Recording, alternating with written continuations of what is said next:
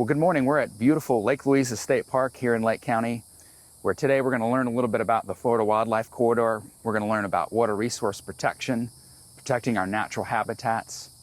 We're also going to learn about some things maybe that we're doing to preserve this beautiful resource that we have, to make sure everything's protected as we try to address growth going forward.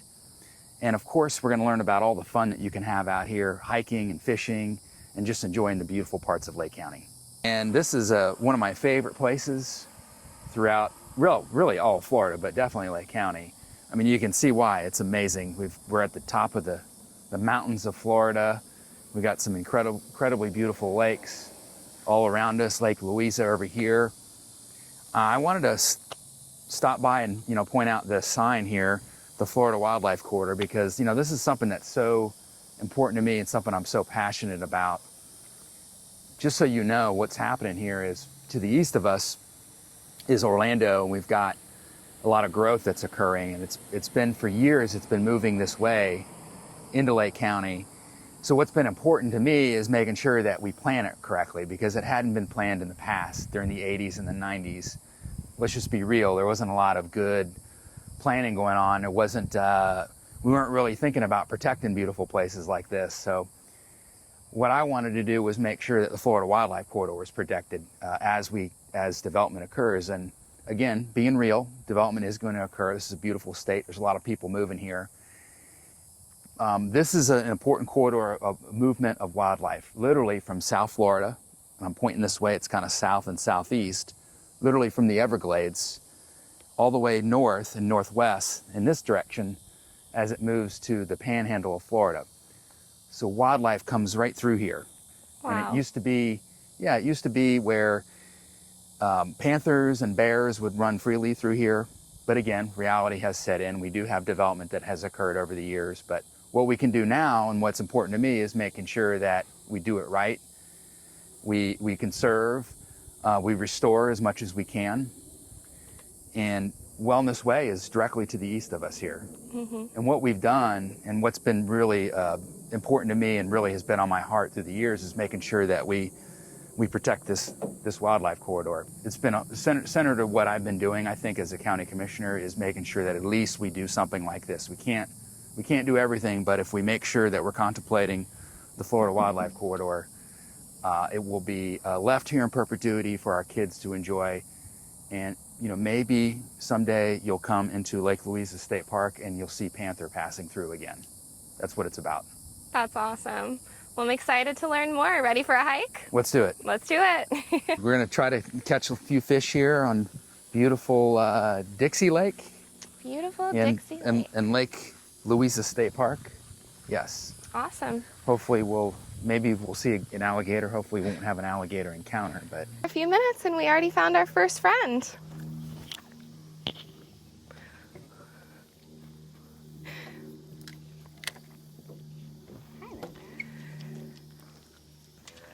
So I guess I'm supposed to unhook this first, right? Yes, so yeah, we'll pop the hook here. Mm-hmm. Like this. Awesome. Yep, and you should be good to go. You got to release the button there. So Sean, were you born and raised in Florida? Yeah, I was born in Orange County, grew up in Seminole County, but we've lived in Lake County since 1998. So you are Lake County Commissioner for District 2. That's right. What areas does District 2 cover? District 2 is Claremont. It is Mineola, Montverde, Mm-hmm. part of South Lake, moving south of Claremont. But we're really county-wide, so this is the area that I live in. But of course, we serve all of Lake County. Wonderful. Yeah. What does the Lake County Commissioner do? Oh gosh, that is that is a complicated topic. It is big. We, of course, first and foremost, we serve the people here locally. Mm-hmm. Local government, the closest to the people, serves best, correct? So we deal with all kinds of things. It's everyday issues like making sure potholes are filled, making sure the garbage is picked up, making sure that planning and zoning is conducted in the right way, working hand in hand with even places like the Lake Louisa State Park to ensure that there's recreation opportunities for people, sidewalks. We work with the schools as well from time to time.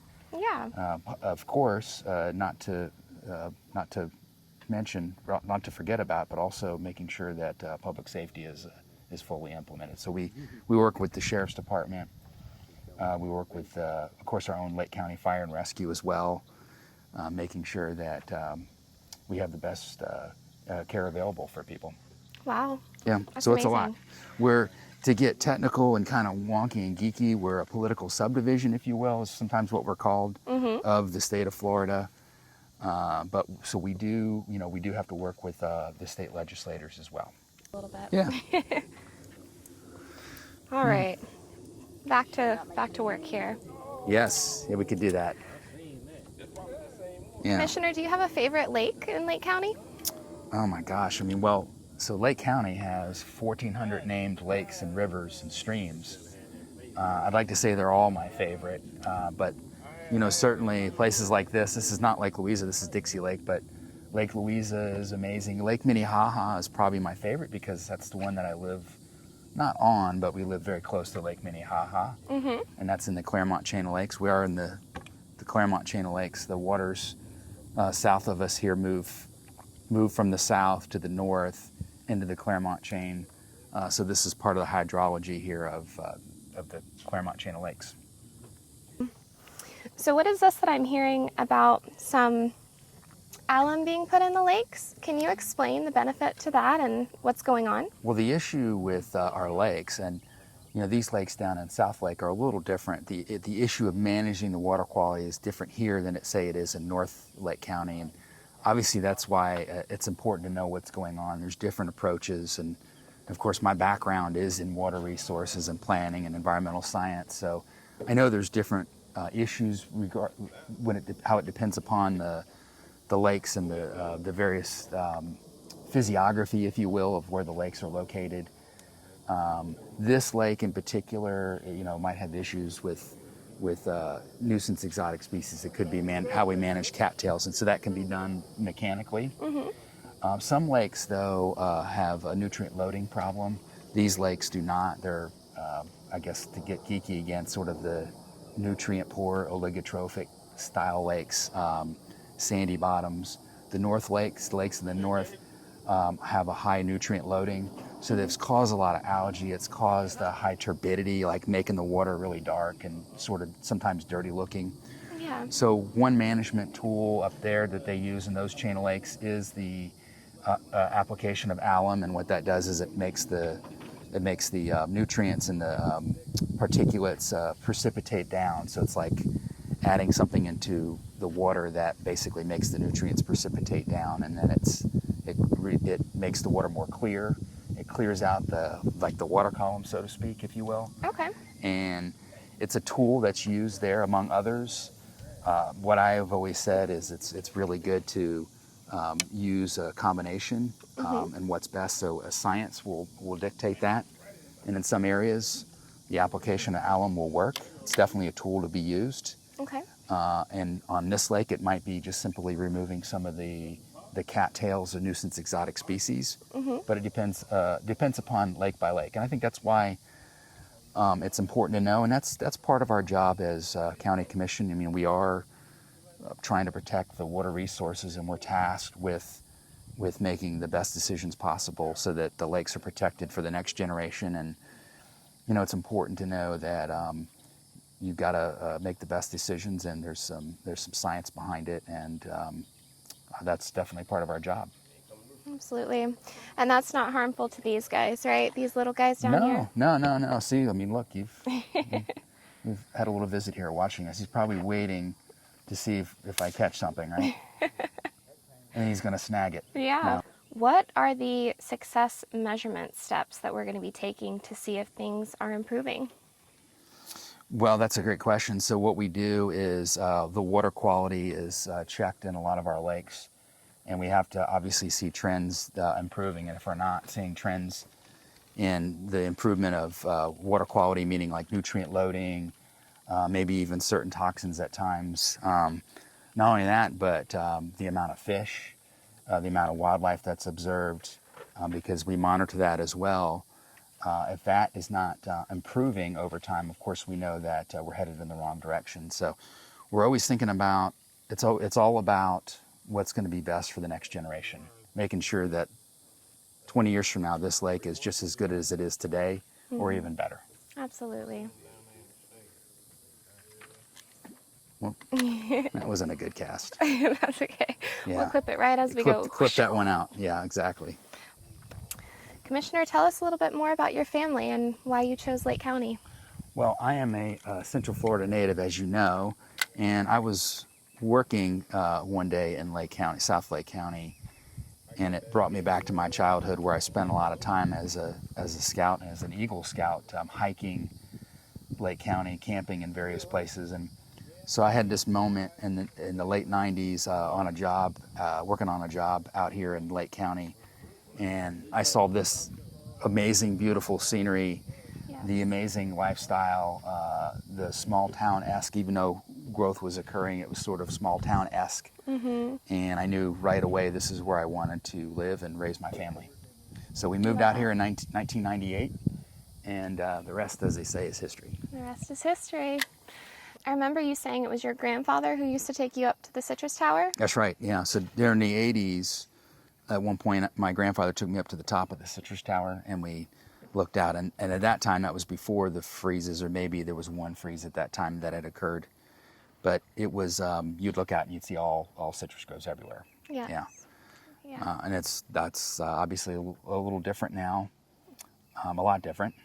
But certainly the Citrus Tower is great it's a great point to remember our history, you know, where we've been, but it can, as I've always said, it's also symbolic of maybe where we're going and what we can do to get there. Yes, Yeah. absolutely. Tell us a little bit more about your kids. Yeah, so 3 kids. My oldest daughter, Reagan, she's now 24. She is going to be an optometrist here in a few years. My daughter, Willow, is starting graduate school at USF in psychology. So she just graduated from UCF.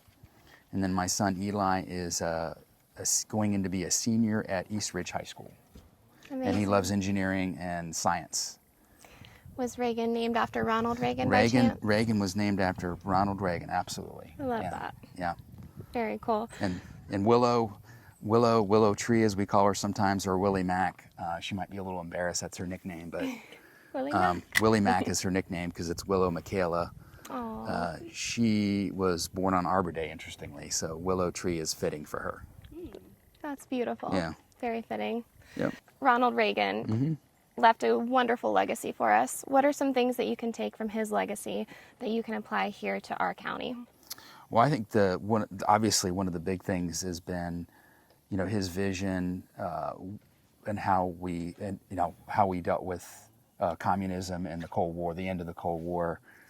Brilliant strategy that envisioned that he implemented to make us much safer today. I mean, a lot of people forget about how dangerous that time was. The Cold War, the Soviet Union, now Russia, was in much more of a position, much more of a threat than they are today to everyday life, you know, obviously through nuclear war or large wars abroad.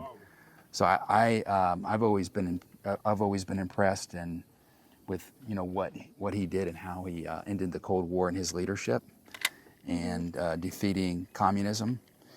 And that's just why I think he's just so impressive.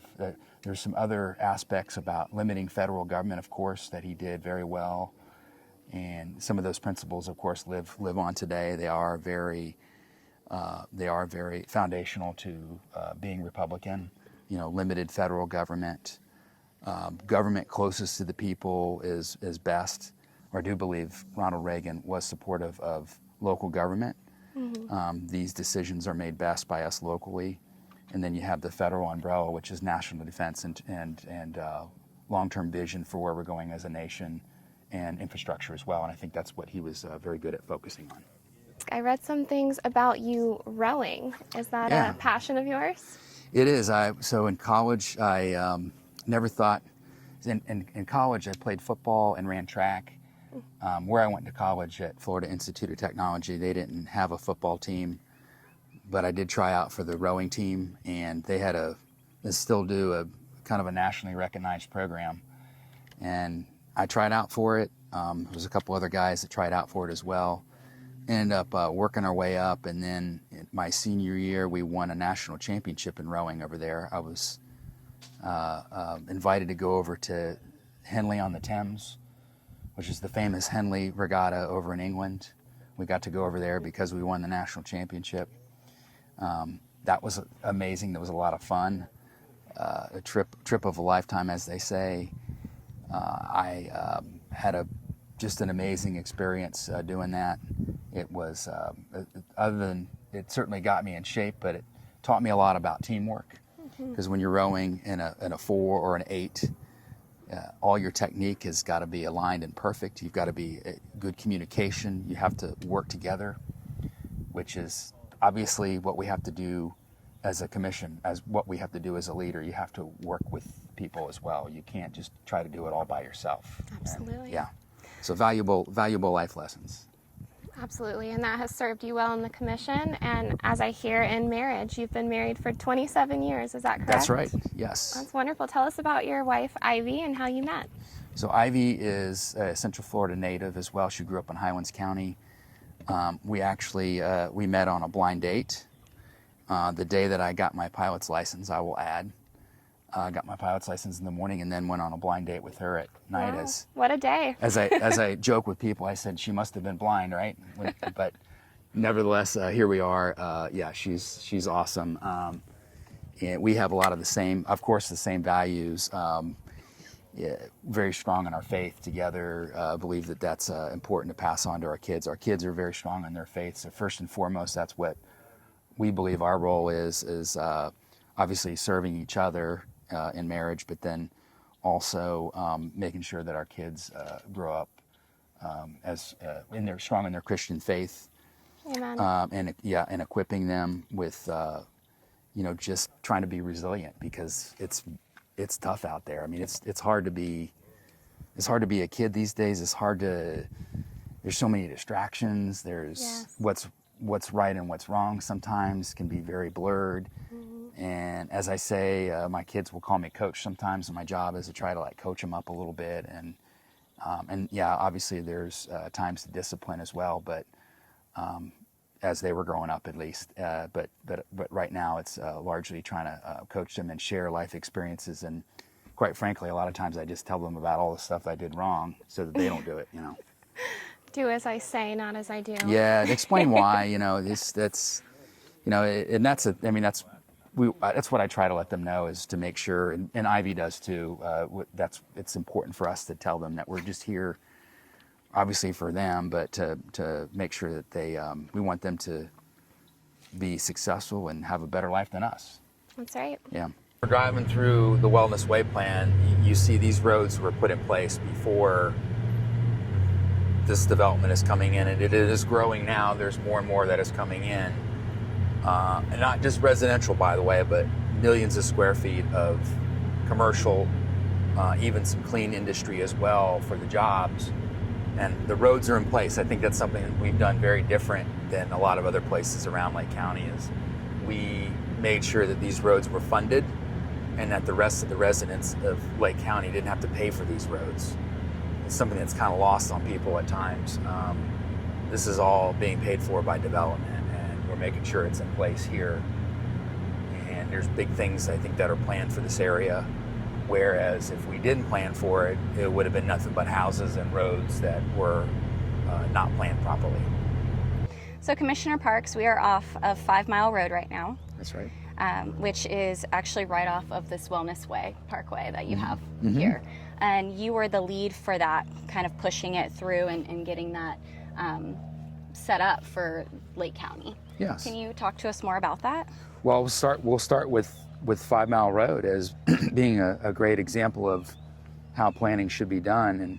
And I didn't know this is 5 Mile Road, and I didn't know when we were planning that a lot of people use this road, and they actually, not just Lake County residents, but those from all over Central Florida, they come out here to run and bike because it's clay, it's a softer surface, and it's a softer surface, and they can run and train out here without it being as impactful as a hard surface on their joints. So we have people from Lake County, from all of Central Florida coming out here to run and bike on this surface. And I didn't know that. And one of the things that could have happened if we didn't plan and I didn't listen was this could have become a paved road, or it could have been lost forever. Happy to say this is permanently planned and incorporated into the Wellness Way to remain like this, to remain a feature where people can come and bike, they can run on this clay trail. We call it the clay trail. So this is This staying. is the clay trail. Yes, and it will stay. It will be protected in perpetuity. And, you know, quite frankly, again, that's how important listening is. You got to listen to the people. Residents brought this forward to me, and I knew right away it was something worth fighting for. So here we are. This will be protected, and it'll be good to see for future generations, have them come in and they can continue to use this. Excellent. So being born and raised out here, I have seen, Schofield go from nothing to a bunch of roads, and then now I'm finally seeing housing developments. Right. Can you tell us a little bit about that? Well, yeah, again, a big part of Wellness Way was to make sure that the roads were concurrent, or fancy way of saying in place, as development is occurring, because we all know how crazy growth has been in Florida and in Lake County, and that wasn't always thought about. It wasn't always contemplated. You'd have the growth come in, and then it was time to, build the roads afterwards, which makes no sense. So what we wanted to do here was make sure that the roads were being constructed concurrently with the growth. And so Schofield Road came in and was paved. We have Wellness Way Boulevard as well. Okay. We have the State Road 516, the tolling facility. All these good roads that are going east and west are being built now with the development, actually before a lot of the development occurs. And the good news is that the rest of the Lake County taxpayers aren't paying for that. This is being paid for by development. I mean, I think that's totally lost on people when it comes to Wellness Way, is that these roads, for the large part, are mostly built by the developers. We don't ask the rest of the citizens of Lake County to pay for these roads. And how did that come about, Commissioner? Well, it was listening. So I understood and know, growing up in Central Florida and then moving to Lake County, that was a big issue, as people, rightfully so, asked the question, why aren't the roads and the infrastructure thought of beforehand? Yeah. So we're going to do it. So monumental, we're doing it to make sure we have done it, road funding agreements, and we make sure that the development is paying for these roads. And even, quite frankly, to make sure that the clay trail is protected too is another good example. Absolutely. Yeah. So tell us a little bit more about what Wellness Way will be bringing in for Lake County. What can we expect from, this growth here? Well, I think, you look out here and you see, some open lands, and a lot of this was citrus. These were groves that froze out in the 80s, and they had entitlements like this piece of land here. At the time when the freezes occurred, there was nothing that government could do. These were people that they didn't have a lot of cash, but they had a lot of land, but they lost everything. The groves froze over, so something had to be done. They were trying to help the people at the time, so they gave them entitlements. They gave them higher zoning designations, even though at the time this was all really out in the middle of nowhere. It's not now. Right, of course, we see Orlando growing in, coming in this way. But what they wanted to do was try to help the citrus growers at the time. So what happens in Florida, and this is something that's out of our control at the county, is once those entitlements are given, there's property rights that are associated with that. Okay. So what we wanted to do we wanted to contemplate with, or what I did at least, and other commissioners as well, was to make sure that, there's entitlements and there's property rights with this, but we also want to do it the right way. We don't want to do development like other places, and we want to learn from the mistakes in Lake County. So we worked with these landowners. You look at this land out here, if without a plan, there could have been up to 30,000 units of residential. Would have been all houses. The roads would not have been contemplated beforehand. putting that burden to pay for those roads on the residents that come in afterwards. And we made sure that was all addressed beforehand. So the housing numbers are limited out here, but it also requires development of commercial and clean industry as well, because that's the other key, is making sure that there are jobs here. There are high wage jobs so that like my kids can stay here and they don't have to drive to Orlando.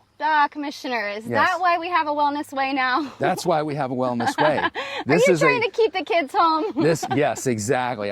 Believe me, I'm already maybe thinking about grandkids too. So let's see. Okay. Yeah, in a few years, but I got to think about them. But it really is, it's that simple. We can continue to develop the way that we're doing, and we would have the same issue coming up over and over again. Or we can deal with the reality that everybody's still moving to Florida. There's absolutely nothing that Sean Parks as the county commissioner can do to stop people from moving into Florida. Growth is imminent. Growth is imminent. But what I can sure do is make sure that this is done the right way, or at least the best way possible. And that's it, quite simply, that's what it's about. And it doesn't always make people happy sometimes. I mean, I would look at this. I love this. I wish that this would last forever. And some of it will. We'll have areas like over here that are going to be permanently protected. Well, that's I guess your whole point is to make sure that the growth is imminent, it is coming, but to actually preserve areas for us to still have. We're growing regardless. Right. To grow into something that we're proud of is, something that you're actually trying to push. Yeah, exactly. Yeah, we have to, again, make sure that whatever is done out here is best for the next generation. It's not about me. Look, I'm okay. People can come in and get mad. They don't like certain things, maybe decisions that are made. But my vision is to stay to it, is to make sure this is done better than what it would have been. Okay. And that's what this is about. I'm not about trying to make everybody happy in the moment. I mean, I want people to be happy, and of course we want the decisions to have everybody on board. But it's a collaborative process. It's listening. Sometimes it's compromising, but ultimately it's about getting the best for the next generation and moving past the political hot points of, why it's, we don't need any more of this and stop all the growth, or grow. I've been told by a lot of developers that I annoy them, and I'm happy about that. I was just going to ask you about that. So yes, doing some research on you, I did come across that where, everybody is saying you're pro-growth, and maybe that's not something that, we're super excited about. Yeah. And then I have, on the other coin, I was noticing that the developers are saying he's kind of annoying when it comes to talking about just putting in a development, that you are hesitant a lot of times in putting in developments. And reading that, it kind of felt funny because I was like, well, those are the same thing opposite of each other, right? And in some ways, that's how I know I'm doing my job, because again, it's trying to get the best. And a lot of people don't see this, but there are a lot of decisions, a lot of times where I tell development no.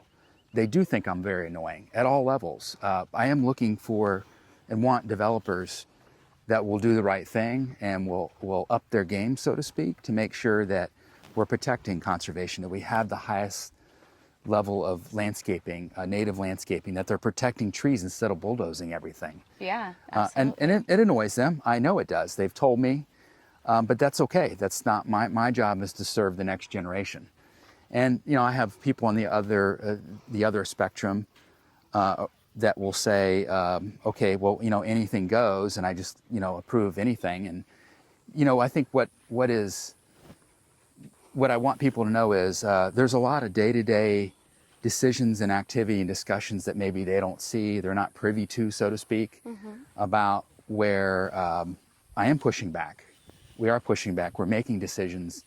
Maybe they just don't hear about them. Yeah. Well, again, growth is imminent, but how we grow. Which brings me to my next question, Commissioner. If we were to do this correctly in Lake County, what do we look like in 20 years? Oh, that's a great question. So what I hope we look like in 20 years is we have some balance. We have job centers. We have places where my kids, my grandkids, they're driving or walking to work or driving only 10 minutes to a high wage job. They actually are choosing to live here. But at the same time, you know, I'm going out on a Saturday morning on a trail or going to a nice park that's nearby. Or maybe I'm planning a big trip where I can go from Claremont all the way to Umatilla via a trail. That's kind of my vision for the next 20 years in Lake County. Beautiful lakes. We're still able to swim without having to worry about pollution. We have affordable drinking water, affordable utilities. That's the vision that I have for Lake County. Great place for families to grow. I love that. Yeah. Developments that you have agreed to. You wanna go? Good. Yeah. There have been some developments that you have agreed to. Can you just kind of shine some light on that for us? Yeah, I think zoning decisions, land use changes, again, they can be very lengthy. There's a lot of reasons why something could be approved. There may be a property right that's associated. You know, obviously, I am also very, very much a believer in property rights. It's what makes this nation great, right? Is we have property rights. So sometimes, like it or not, there are property rights associated with a particular parcel. And if I see them and they've gone through and made sure that they've demonstrated that it's through the current code, and I don't always agree with the current code, and I think that's something we can do to improve, but within the current system, if they're able to show that they're meeting all the criteria for a zoning change, for instance, then and it's in the best interest, and they've done their job and they've been sort of put through the ringer, then sometimes I'll vote to make a decision to approve a zoning approval. Land use changes are a little more rare because I think the bar is much higher to get a land use change. So there's obviously a little bit of a difference between zoning and land use, but we don't always say. I don't always say, and I know some of the other commissioners too, always say yes to everything. In fact, I will point out. Yeah, I was just going to ask you about this. Yeah. Maybe we're thinking the same thing. Go ahead. I mean, well, I'll give you some specifics, like the recent Crescent Pines proposed zoning change. You know, there were a number of reasons that didn't meet the zoning criteria, and of course, feel like I was leading the way on opposing that, and they were not able to meet that criteria, and so that wasn't approved. Yeah, I did see that was a 3-2 That's vote. right. 3 denying and 2 trying to approve. That's right. That's right. Okay. Yeah, and I think there's a lot of others, and I always point this out, and I tell my wife this. I say, if people only knew how many times a developer will come in and they'll ask, or maybe they'll try to get a feel for a situation, and I tell them, no, don't even try. It's not. This will not be something that's accepted by me. I give them a fair hearing. I promise them that. I always promise them a fair hearing, but this is not something that I would approve. A lot of times the public never hears about that. And it's not something that you hear in the media. The press doesn't like to, a lot of times they want sensation, right? Right. Those big emotional moments. Well, there are many instances where being no has said, and it's been done quietly, and it goes away, and it's never a development that comes forward. I think that's important to point out as well. That's what we do on a day-to-day basis. On a day-to-day basis, I'll have developers that'll ask me about something, and I give them my honest opinion. I say, this is not something I don't think I can support. You'll get a fair hearing, of course, but it's not something that I think the community wants, and it goes away. And I think that's just important for people to know. Again, they maybe get locked in on one particular situation, and why was this approved and growth is going crazy? Well, we do say no, and quite frankly, going back earlier to a discussion about city and county, a lot of times development is approved within a city that we have no control over. I was going to ask you about that. Yeah. There's a lot of homes being developed in the actual city, which is causing a lot of the traffic right now as we see it. Right. Versus like what county commissioners are in charge of is again Wellness Way. Right. the 516. I also read that you are planning a Hook Street extension. Yes. Is that what I? Right. Yeah. So where we do need to work with the cities more, and what we have the ability to do is there's a lot of county roads that run through the city.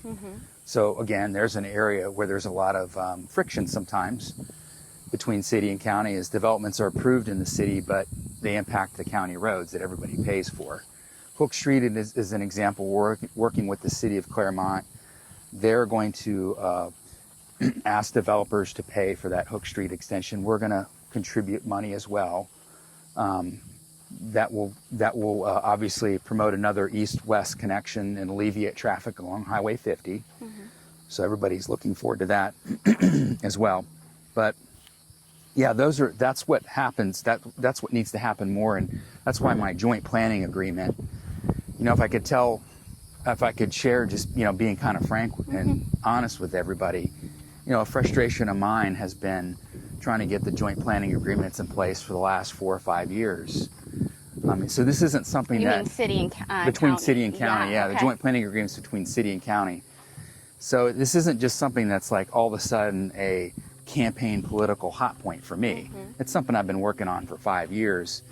And the first couple of years, being honest and frank, it wasn't going anywhere. Right. But I'm persistent. I've been trying to keep moving forward with it. We have some joint planning agreements now in place with Montverde and Groveland, and it's spreading.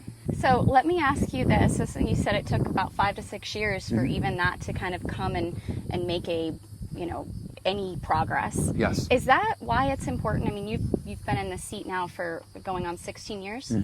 Is that an important part of being a county commissioner? Do you think that it takes some time to actually get some traction on some of these, and that's why you've decided to continue? Absolutely, I strongly agree. I mean, experience means everything.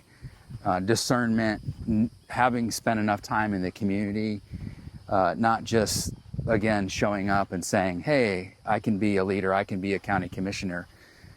You actually have to demonstrate it. You actually have to build up trust. You have to build up, you have to build this thing up over time. You have to let people know that you've been working. You've been out in the community. You've been doing the things that aren't always on camera. And that takes time. Yeah. And you have to do your homework, and you have to be persistent. You have to be patient. You have to learn to, I don't want to say tolerate, but you just have to be patient and have good discernment and understand sometimes when people get angry and nasty, and they will, understanding the position they're coming from, understanding also that some people are just really nasty and angry, and that's just okay. It's part of the job, and you just move past it. But staying on your vision and what you're doing and demonstrating it over time is why I think somebody with experience really matters in this role. Excellent. It's not a time where you need, especially now with the way we're going and the transition that's happening, you don't want a novice. You don't want somebody that's coming in that has no experience and maybe is trying to use it for some personal gain or political gain.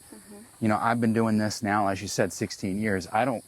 I'm not trying to hop around and go to a higher level or go to another position or get personal gain from this. Quite frankly, I could get more financial gain by not doing this because there's just a number of reasons why. I mean, I could be somewhere else, probably making a lot more money. But I just love what I'm doing. I love doing this. I love being a part of something like this to make sure this is going to be done the right way. And that's why I'm running. Yeah. Is not just for Wellness Way, but I mean that's just a the part overall, of it. Overall, yeah. Lake County. Okay. Yeah, we need that right now. We need people that really care and are going to move past sound bites. And you want your family, your kids' future family to be here too. So you have a lot of stake in that. Yeah, you're putting a lot of maybe that energy is into that. That is the selfish reason. Yes. I want my kids to be within 15 minutes. Yeah. Exactly. Yes. One of the things I wanted to ask you, and you kind of touched on a few, but what just frustrates you? What do you just want to stomp your feet at right now in government? What's happening right now in Lake County that you're just absolutely not?